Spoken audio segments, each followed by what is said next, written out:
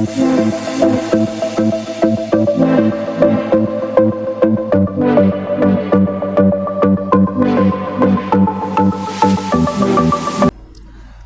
दोस्तों, आज हम जिस टॉपिक पे बात करने वाले हैं वह एक बहुत ही महत्वपूर्ण टॉपिक है भारतीय इतिहास के मद्देनज़र। और इससे रिलेटेड काफ़ी सारे क्वेश्चंस जनरल कंपटीशन में आते रहते हैं, काफ़ी सारे प्रश्न इस टॉपिक से आते हैं। तो यह एक बहुत ही महत्वपूर्ण टॉपिक है और बहुत ही अच्छा टॉपिक भी है और इसको पढ़ने में मज़ा भी आता है। आज हम लोग बात करेंगे, इस वीडियो में हम बात करेंगे 1857 के विद्रोह की। लेकिन इस वीडियो को शुरू से करने से पहले मेरी आपसे रिक्वेस्ट है कि इस वीडियो को सब्सक्राइब कर लें, लाइक कर लें, शेयर करें और बेल आइकन को ज़रूर दबाएं ताकि सबसे पहले वीडियो के नोटिफिकेशन आप लोगों को मिलते रहें। तो आइए चलते हैं कंप्यूटर की स्क्रीन की तरफ और डिस्कस करते हैं इस टॉपिक को, 1857 का विद्रोह।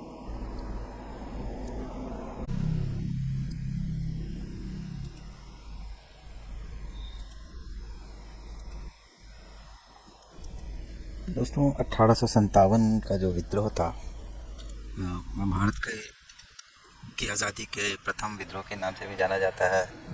और यह विद्रोह हालांकि यह एक बहुत बड़ा संगठित विद्रोह था, किंतु यह इस विद्रोह को कुचल दिया गया ब्रिटिश सरकार के द्वारा। इसके भी बहुत सारे कारण थे और इन कारणों को भी हम आगे देखेंगे। पॉइंट वाइज मैंने स्लाइड बना दिए हैं, आप लोग चाहें तो स्लाइड्स में जो भी पॉइंट्स लिखे हैं वो उन्हें नोट डाउन भी कर सकते हैं। और लिखने की आदत से जाहिर सी बात है कि लिखने की आदत एक बहुत ही अच्छी आदत होती है और ये लिखने की आदत आपको मेमोराइज भी करवा देती है, याद हो जाते हैं, टॉपिक्स याद हो जाते हैं। तो देखते हैं कौन कौन से पॉइंट्स हैं जो इसमें इस स्लाइड में दिए गए हैं। यह ब्रिटिश ईस्ट इंडिया कंपनी के खिलाफ संगठित प्रतिरोध की पहली अभिव्यक्ति थी। हाँ, इसका मतलब क्या है कि यह ब्रिटिश ईस्ट इंडिया कंपनी जब से भारत में आई थी और भारत में अपने कॉलोनियल कब्जे को स्थापित किया था, उसके बाद से यह एक पहला ऐसा विद्रोह था जो संगठित विद्रोह था। संगठित विद्रोह का मतलब क्या होता है, तो इसको छोटी सी बातें हम बहुत बड़े लेक्चर में तो नहीं जाएंगे, लेकिन संगठित का मतलब होता है प्लान किया हुआ। और प्लान का मतलब होता है इसकी बाज़ाब्ता ब्लूप्रिंट बनाई गई थी कि किस तरह से विद्रोह को आगे बढ़ाना है और किस व्यक्ति का क्या कार्य रहेगा और कौन सा व्यक्ति किस क्षेत्र में, किस एरिया में इस विद्रोह की अगुवाई करेगा। तो इसको बोलते हैं संगठित। कोई भी कार्य को जब प्लान करके किया जाता है तो उसे संगठित बोला जाता है। तो ये भारत का के स्वतंत्रता संग्राम का पहला संगठित विद्रोह था। हालांकि इसकी पृष्ठभूमि कुछ और थी। इसकी पृष्ठभूमि के बहुत से रंग थे, लेकिन इसे माना जाता है कि यह एक स्वतंत्रता संग्राम के लिए है। आगे दूसरा पॉइंट है, यह ब्रिटिश ईस्ट इंडिया कंपनी की सेना के सिपाहियों के विद्रोह के रूप में शुरू हुआ, लेकिन जनता की भागीदारी भी इसमें हासिल कर ली। हालांकि यह ब्रिटिश ईस्ट इंडिया में जो भारतीय सैनिक भर्ती काम कर रहे थे उनके द्वारा छेड़ा गया था यह विद्रोह, लेकिन धीरे धीरे इस विद्रोह में भारत की आम जनता, बहुत से शासक, हालांकि उनमें से कुछ शासकों की अपनी ज़्यादती फ़ायदे भी थे, लेकिन फिर भी उन लोगों ने इस विद्रोह में भागीदारी सुनिश्चित करने की कोशिश की। विद्रोह को कई नामों से जाना जाता है, जिसे अभी मैंने पहले बताया। विदेशी इसे ब्रिटिश इसे सिपाही विद्रोह के नाम से संबोधित करते हैं। भारतीय विद्रोह, महान विद्रोह, भारतीय इतिहासकार इसे भारतीय विद्रोह के नाम से, या देश की इसे, चूँकि यह पहली विद्रोह थी तो इसे महान विद्रोह भी कहा जाता है। और विनायक दामोदर सावरकर ने इसे स्वतंत्रता का पहला विद्रोह भी बताया है। अब इसके कारण क्या क्या थे, तो इसके मुख्य राजनीतिक कारण को देखते हैं। अंग्रेज़ों की विस्तारवादी नीति 1857 के विद्रोह का प्रमुख राजनीतिक कारण अंग्रेज़ों की विस्तारवादी नीति और व्यापगत का सिद्धांत था। विस्तारवादी नीति का मतलब क्या होता है?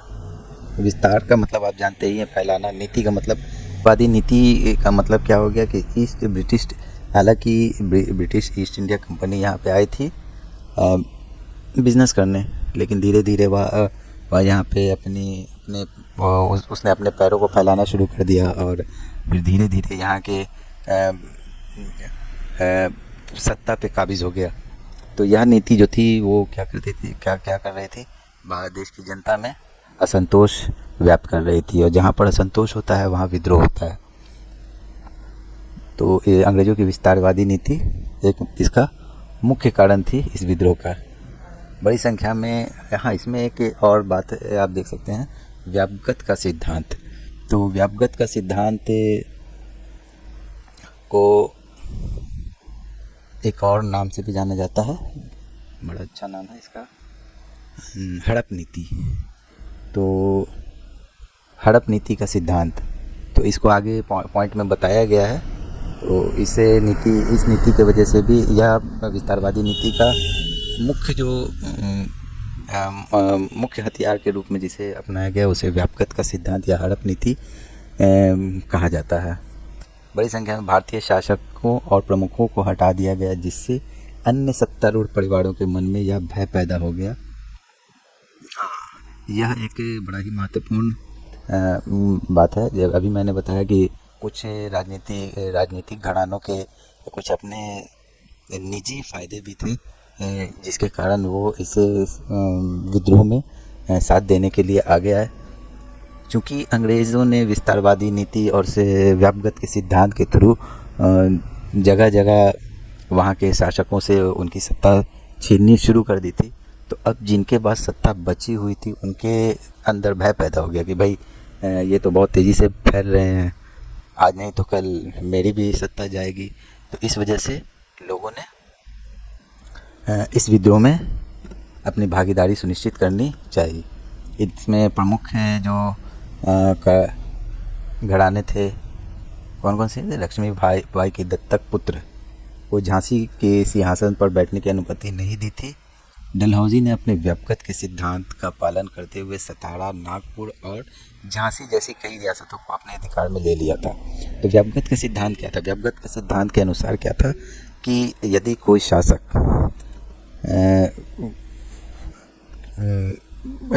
यदि किसी शासक के पास कोई संतान नहीं है और उसकी मृत्यु हो जाती है, तो उसे यह अधिकार नहीं दिया गया था, उससे यह अधिकार छीन लिया गया था। यूँ कहा जाए कि उससे यह अधिकार छीन लिया गया था कि आपके पास अगर कोई पैतृक उत्तराधिकारी नहीं है, मतलब आपका कोई पैदा किया हुआ बच्चा नहीं है, तो आप किसी को गोद लेके शासन पे काबिज नहीं कर सकते हैं। वो शासन अब अंग्रेज़ों के हाथ में चली जाएगी। मतलब यदि किसी शासक के पास अपना पुत्र या पुत्री नहीं है, तो वो किसी को गोद लेकर अपना उत्तराधिकारी नहीं बना सकता था। या कोई ऐसा शासक जिसके पास पुत्र या पुत्री नहीं है और वो शासन से त्याग करना चाहता है, तो वो अपना उत्तराधिकारी नहीं बैठा सकता था। उस एरिया में या उस प्रोविंस में या उस राज्य में का शासन ईस्ट इंडिया कंपनी के कब्ज़े में आ जाता था। इसमें मुख्य जो क्षेत्र थे वो थे सतारा, नागपुर और झांसी। इनको अंग्रेज़ों ने बड़ी तेज़ी से अपने अंडर में ले लिया। इसके बाद जैतपुर है, संबलपुर है, उदयपुर को भी हड़प लिया गया। तो इसे लॉर्ड डलहौजी जिसके दिमाग की यह उत्पत्ति थी, व्यापगत का सिद्धांत किसके दिमाग की उत्पत्ति थी? लॉर्ड डलहौजी की, ठीक है ना। इसे किन किन नामों से जाना जाता है? तो व्यापगत का सिद्धांत, चूक का सिद्धांत, हड़प नीति, इन सभी नामों से जाना जाता है। इसका ड्यूरेशन कब से कब तक का है? तो इसका ड्यूरेशन है 1848 से लेके 1856 तक। तो ये सिद्धांत इस सिद्धांत को कब तक लागू किए, कब से स्टार्ट किया था? 1848 से स्टार्ट किया गया था और 1856 तक यह लागू था।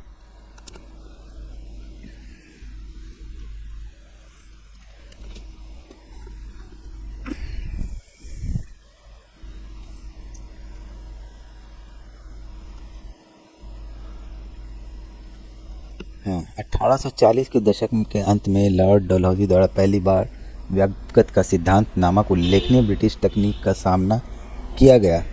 इसमें अंग्रेज़ों द्वारा किसी भी शासक के निसंतान होने पर उसे अपने उत्तराधिकारी को गोद लेने का अधिकार नहीं था, अतः शासक की मृत्यु होने के बाद या सत्ता के त्याग के कारण शासन पर कब्जा कर लिया जाता था। तो यह चीज़ अभी पहले मैंने बता दी है। इस पे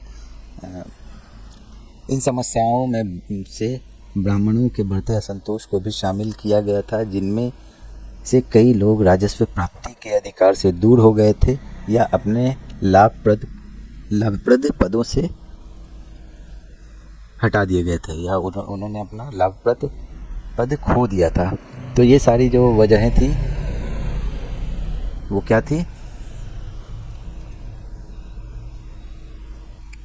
इसका प्रमुख कारण थी। अब थोड़ा सा सामाजिक और धार्मिक कारण देख ले। कंपनी शासक के विस्तार के साथ साथ अंग्रेज़ों ने भारतीयों के साथ अमानुषिक व्यवहार करना प्रारंभ कर दिया था।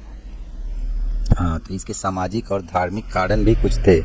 इस विद्रोह के कुछ सामाजिक और धार्मिक कारण भी थे, जिसमें से एक कारण यह था कि जैसे जैसे ब्रिटिशर्स अपने पैर फैला रहे थे भारत में, वैसे वैसे उनका जो रिएक्शन था अगेंस्ट इंडियन पीपल्स, मतलब भारत के जो लोग थे उनके प्रति उनका जो रवैया था वो अमानवीय होने लगा। मतलब जानवरों की तरह व्यवहार करने लगे थे लोगों के साथ। भारत में तेज़ी से फैल रही पश्चिमी सभ्यता के कारण आबादी का एक बड़ा वर्ग चिंतित था। हाँ, जाहिर सी बात है, कॉलोनियलिज्म में एक बहुत बड़ी जो खराबी क्या होती है, वो अपने कल्चर का विस्तार, जहाँ पर भी अपना आधिपत्य जमाते हैं वहाँ पर अपने बिजनेस के साथ साथ अपने कल्चर का भी विस्तार किया जाता है।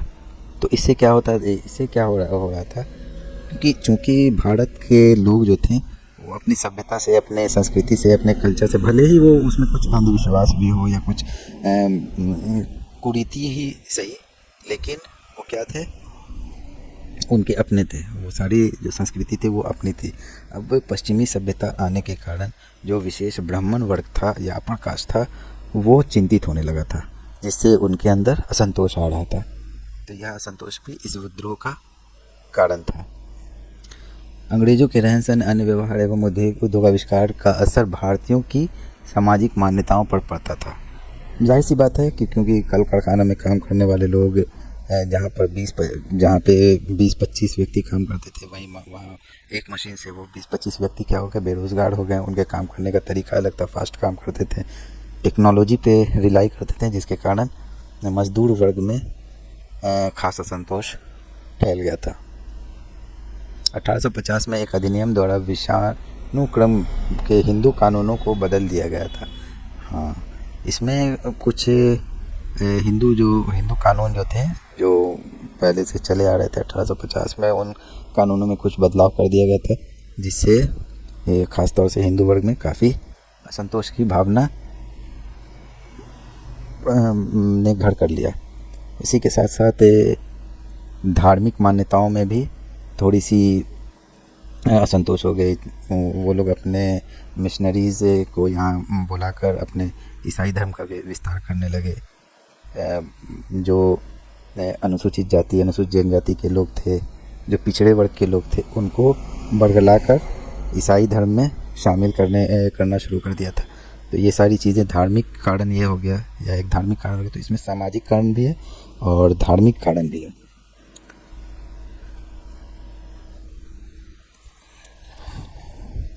सती प्रथा तथा कन्या भ्रूण हत्या जैसी प्रथाओं को समाप्त करने और विधवा पुनर्विवाह को वैध बनाने वाले कानूनों की स्थापित सामाजिक संरचना के लिए खतरा माना गया।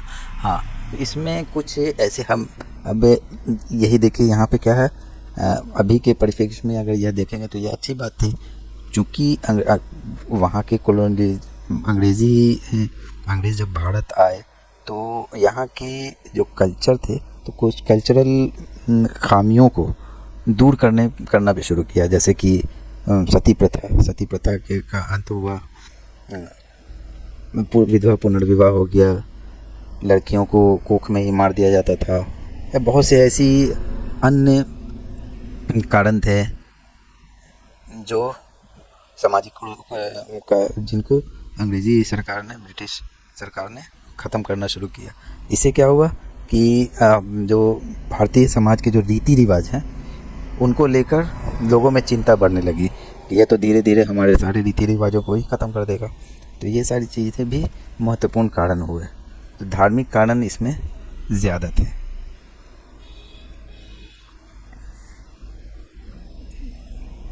आगे पॉइंट्स लिखे हुए हैं, आप इन पॉइंट्स को देख सकते हैं, अपने कॉपी में लिख सकते हैं। आर्थिक कारण, ग्रामीण क्षेत्रों में किसान और जमींदार भूमि पर भारी भरकम लगान और कर वसूली के सख्त तौर तरीकों से परेशान थे। आप लोगों ने लगान फिल्म देखी ही होगी, तो उससे यह समझ में आ जाएगा कि ब्रिटिश ईस्ट इंडिया कंपनी जो थी वो क्या करती थी। लगान जो टैक्स होता था, किसानों से टैक्स वसूलती थी, और वो लगान ना देने की सूरत में उनके साथ जानवरों जैसा सलूक किया जाता था। उनकी ज़मीन हड़प लिए जाते थे, अपने ही खेत में उनको बंधुआ बनाकर काम किया जाने लगता था। तो इन सब चीज़ों से किसान और ज़मींदार दोनों परेशान थे। बड़ी संख्या में सिपाही खुद किसान वर्ग से थे और वे अपने परिवार गांव को छोड़कर आए थे, इसलिए किसानों का गुस्सा जल्द ही सिपाहियों में भी फैल गया। तो इस पॉइंट को तो हमको लगता नहीं है कि समझाने की ज़रूरत है। इंग्लैंड में औद्योगिक क्रांति के बाद ब्रिटिश निर्मित वस्तुओं का प्रवेश भारत में हुआ, जिसने विशेष रूप से भारत के कपड़ा उद्योग को बर्बाद कर दिया। अब यह देखिए, यहाँ पे आर्थिक कारण में एक थोड़ी सी चीज़ मैं आपको समझाता चलूँ, इकोनॉमिक्स से रिलेटेड, और इससे पॉइंट से भी रिलेटेड क्वेश्चन विभिन्न परीक्षाओं में पूछे जाते हैं। भारत से जो सामान ब्रिटिश 1 रुपए में ख़रीदते थे, उस सामान को ब्रिटिश अपने मार्केट में 60 से 70 गुना मुनाफा कमाकर बेचते थे। बहुत बार तो ऐसा होता था कि भारत से ही खरीदी हुई सस्ती चीज़ों को भारत में ही महंगे दामों पर बेचा जाता था। तो इस तरह से जब वहाँ औद्योगिक क्रांति हुई, तो जाहिर सी बात है कि वो औद्योगिक क्रांति के बाद जो भी वो वहाँ पे जो माल निर्मित होता था उसे भारतीय बाज़ार में भी बेचा जाता था। तो वहाँ पे औद्योगिक क्रांति के फलस्वरूप वहाँ पे मशीनों से काम होता था। तो जाहिर सी बात है कि मशीनों से बने हुए कपड़े और हाथ से बने हुए कपड़े की फिनिशिंग में थोड़ा सा फ़र्क आ जाता था। उससे क्या हुआ कि यहाँ का जो कपड़ा उद्योग था वो क्या हुआ, धीरे धीरे बर्बाद होने लगा।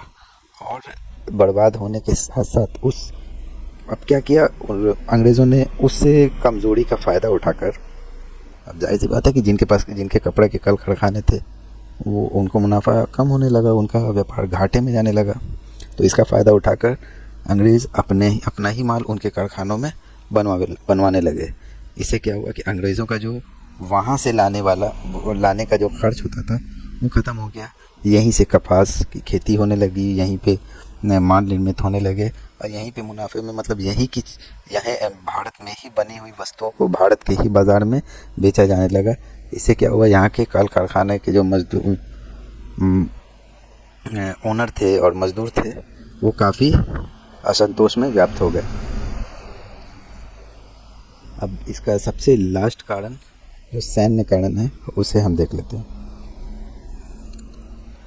बाकी पॉइंट्स को आप लोग जो भी पॉइंट्स इसमें लिखे हुए हैं इसको अच्छे से याद कर लीजिए, टॉपिक वाइज क्वेश्चंस को रिवाइज कीजिए। मैं बार बार यह कहता हूँ कि आप जो भी क्वेश्चन जिस भी टॉपिक को पढ़ने के लिए बैठते हैं उस टॉपिक को पढ़ें, समझें और उससे ऑब्जेक्टिव क्वेश्चंस खुद बनाएं, एमसीक्यू बनाएं, और एमसीक्यू बनाने के बाद उसको सॉल्व करना शुरू करें, या फिर इंटरनेट से मटेरियल निकालें, उससे रिलेटेड एमसीक्यू निकालें और उन एमसीक्यूज़ को सॉल्व करना शुरू करें। 1 2 3 4 बार तक सॉल्व करेंगे तो वो याद हो जाएगा। उस टॉपिक को साथ ही साथ उस टॉपिक को किताब से भी पढ़ने की कोशिश करें, क्योंकि एग्ज़ाम एक नहीं होता है, बहुत सारे होते हैं, उसमें स्टैंडर्ड ऑफ क्वेश्चन भी डिफरेंस होते हैं। तो किताब से पढ़ने के बाद स्टैंडर्ड ऑफ क्वेश्चन कुछ भी रहे, आप बआसानी उसको हल कर सकते हैं।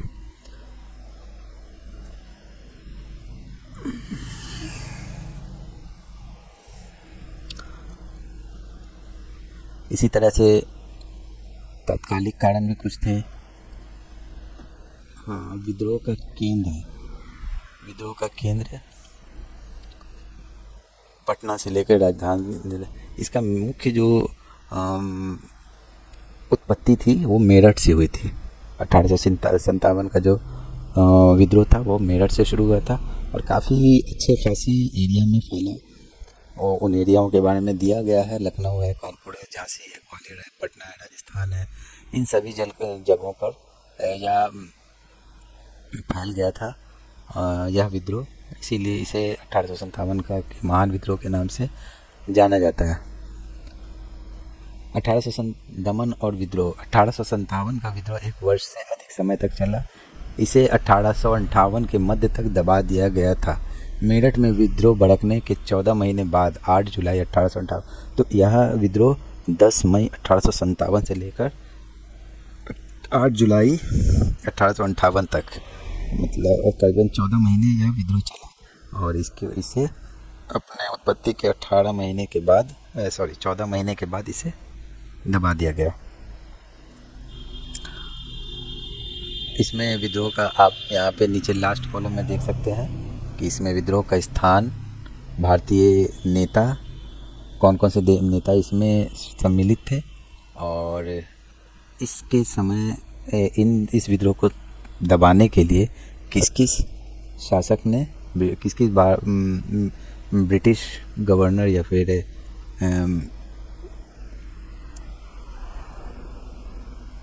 किस ब्रिटिश गवर्नर ने ये किया, कोशिश किया। इसको टॉपिक वाइज आप पढ़ सकते हैं।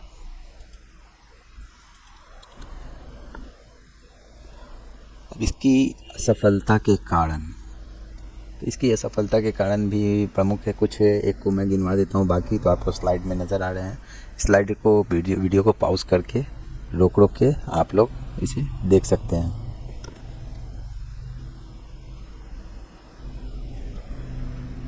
हाँ, इसके परिणामों को आप देख सकते हैं। इसमें इसके महत्वपूर्ण परिणाम में एक परिणाम यह था कि 1857 के महान विद्रोह आधुनिक भारत के इतिहास में एक ऐतिहासिक घटना थी। यह विद्रोह भारत में ईस्ट इंडिया कंपनी के शासन के अंत का कारण बना। ब्रिटिश राज का प्रत्यक्ष शासन, ब्रिटिश राज ने भारत के शासन की जिम्मेदारी सीधे अपने हाथों में ले ली। तो इसमें ईस्ट इंडिया कंपनी, तो कंपनी से इस विद्रोह के बाद ईस्ट इंडिया कंपनी से शासन की व्यवस्था को छीन लिया गया और ब्रिटिश क्राउन ने इस व्यवस्था को अपने हाथ में सीधे ले लिया और अपने इसको चलाने के लिए गवर्नर अपना यहाँ पे नियुक्त कर लिया। अब वो गवर्नर सीधे ब्रिटिश क्राउन को ही अपनी रिपोर्ट देता था। अच्छा, ईस्ट इंडिया कंपनी क्या थी, इससे रिलेटेड आप टॉपिक्स पढ़ सकते हैं। देखिए, जब पढ़ने के लिए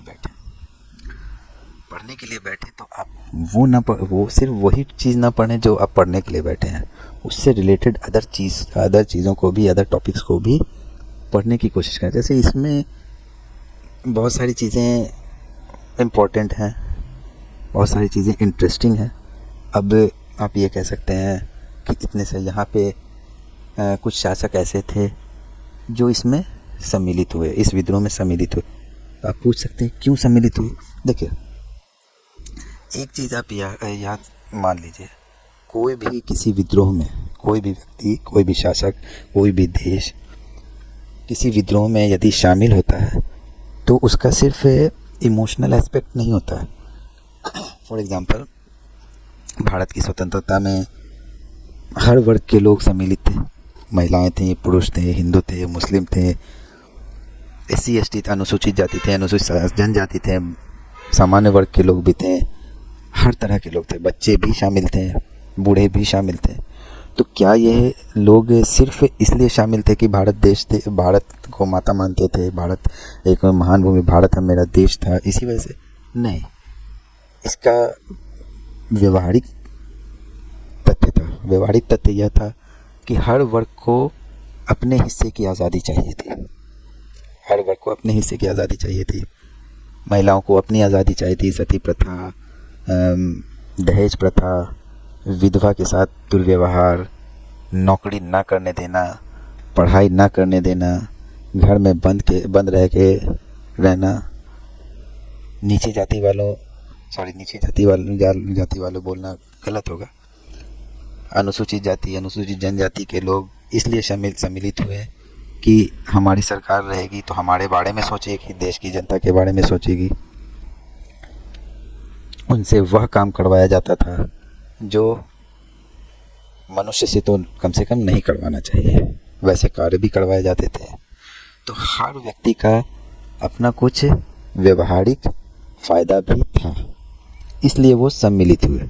अगर ऐसा ना होता तो भारत की आज़ादी के बाद जो भी सरकार आई उसके खिलाफ प्रोटेस्ट नहीं होता, कभी नहीं होता, क्योंकि भारत तो आज़ाद हो गया था। आज़ादी के बाद भारत की आज़ादी के समय के साथ साथ मनुष्य का उद्देश्य भी बदलता रहता है। तो उस वक्त जो टाइम बीइंग जो उद्देश्य था, उस वक्त का जो उद्देश्य था वो क्या था? भारत को आज़ाद कराना। उसके बाद कुछ और उद्देश्य हुए। भारत से गरीबी का उन्मूलन हो गया, भूमि सुधार हो गया, महिला सशक्तिकरण हो गया, बहुत सारी चीज़ें हुई। तो एक उद्देश्य पूरा होने के बाद उद्देश्य ख़त्म नहीं हो जाता है।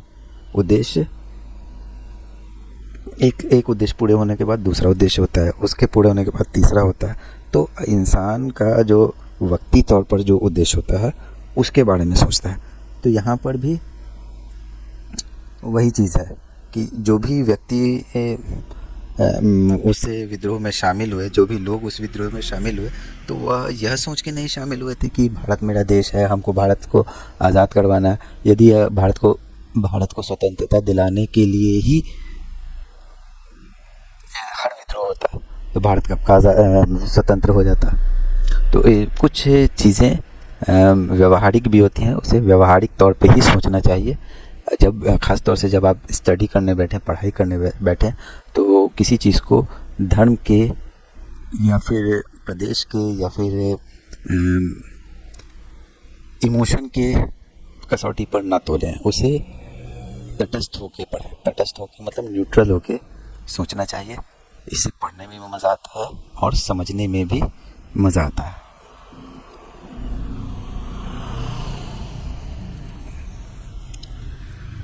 तो इससे वीडियो को यहीं पे मैं एंड करता हूँ। एक छोटा सा टॉपिक था, ज़्यादा कुछ था नहीं, फिर भी वीडियो काफ़ी लंबी होने की संभावना है। धन्यवाद। एक बार और अनुरोध है कि आप मेरे इस वीडियो को लाइक करें, शेयर करें, सब्सक्राइब करें और कमेंट में अपनी राय ज़रूर दें। धन्यवाद।